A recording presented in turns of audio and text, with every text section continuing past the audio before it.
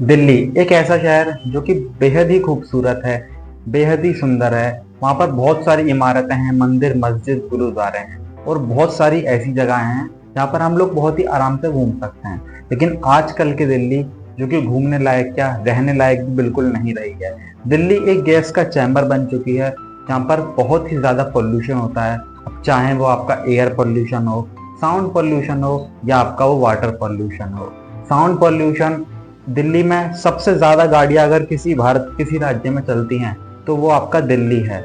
और वहां पर हर घर के पास में एक सड़क गुजरती है जहां पर लगातार हॉर्नों की आवाजें, गाड़ियों के चलने की आवाजें, जो कि एक डिस्टर्ब करती है माइंड को और लोग आराम से सो भी नहीं पाते हैं। सेकंड आपका आता है वाटर पोल्यूशन। दिल्ली में बहुत सी जगह फैक्ट्रियां हैं और बहुत से नाले कनेक्ट कर रखे हैं डायरेक्ट यमुना में। भारत में सबसे ज़्यादा गंदी नदी अगर कोई सी है तो वो यमुना ही कंसिडर की जाती है। क्यों? क्योंकि वो दिल्ली जैसे कनेक्टेड राज्यों में होकर जाती है। लेकिन प्रॉब्लम इतनी ही नहीं है, सब में बड़ी प्रॉब्लम है यहाँ की एयर पोल्यूशन की। एयर पोल्यूशन में ब्रीफ में आने से पहले मैं आपको वाटर पोल्यूशन की एक बात बताता हूँ। देखो, वाटर पोल्यूशन को बीजेपी ने साफ करने के लिए 1095 दिन का टारगेट मांगा था, मतलब लगभग आपके 3 साल। लेकिन आफ्टर 180 डेज भी उसमें कोई बहुत ज्यादा प्रोग्रेस नहीं दिखाई दी है। ठीक, अगर आप इसकी डिटेल वीडियो चाहते हो तो कमेंट कर देना वीडियो में, मैं उसकी डिटेल वीडियो लेके आऊंगा कि 180 दिन बाद या 200 दिन बाद भी दिल्ली की यमुना रिवर में कितनी सफाई हुई है। अब टॉपिक पर वापस ही आते हैं, वो है हमारा एयर पोल्यूशन। अब देखो, एयर पोल्यूशन की तो हद ही नहीं है दिल्ली में।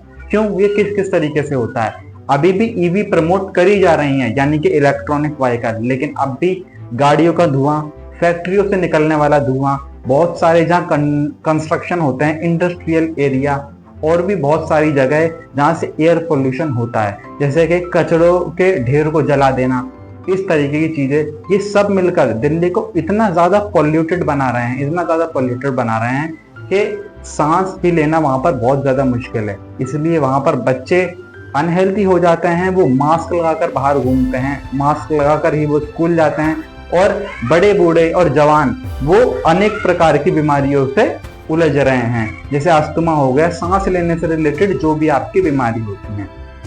ठीक, लेकिन इस तरीके से ही एक दिल्ली आगे तक कंसिडर नहीं की जा सकेगी।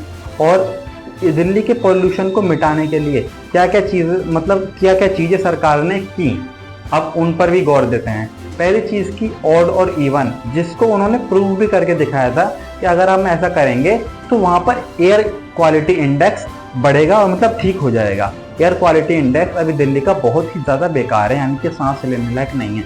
तो देखो, ऑड इवन पॉलिसी में क्या हुआ था, सिंपल सी बात है, जो ऑड नंबर की गाड़ियां होंगी वो एक दिन चलेगी और जो इवन नंबर की गाड़ियां होंगी वो एक दिन चलेंगी। और इस तरीके से दिल्ली में थोड़ा सा पोल्यूशन कम भी हुआ था।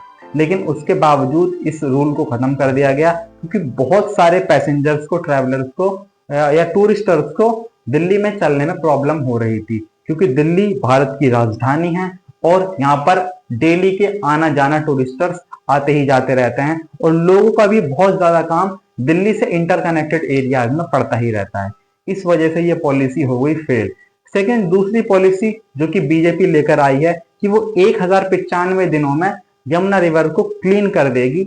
अब देखो, क्लीन कितनी हुई है या नहीं हुई है, वो चीज जानने के लिए आपको इस वीडियो में कमेंट करना पड़ेगा, उसके डिटेल्ड वीडियो। देखो, यमुना रिवर कोई छोटी रिवर नहीं है, बहुत बड़ी रिवर है। तकरीबन 7 से लेके 8 ब्रिज जो होते हैं वो पार करती है। सिग्नेचर ब्रिज से चालू होता है और वो आगे तक जाता है, एक लास्ट ब्रिज तक। ठीक, अगर आप इस चीज को जानना चाहते हो तो चैनल को कमेंट करो, आपके पास बहुत ही जल्दी मैं वीडियो वो लेके आऊंगा कि दिल्ली की यमुना रिवर कितनी से हद तक साफ हुई है। एंड देन तब तक के लिए चैनल को लाइक करो और सब्सक्राइब करो, ताकि मैं और भी ज्यादा इंफॉर्मेशनल कंटेंट और इस तरह का इंफॉर्मेशन कंटेंट चैनल तक प्रोवाइड कर सकूं।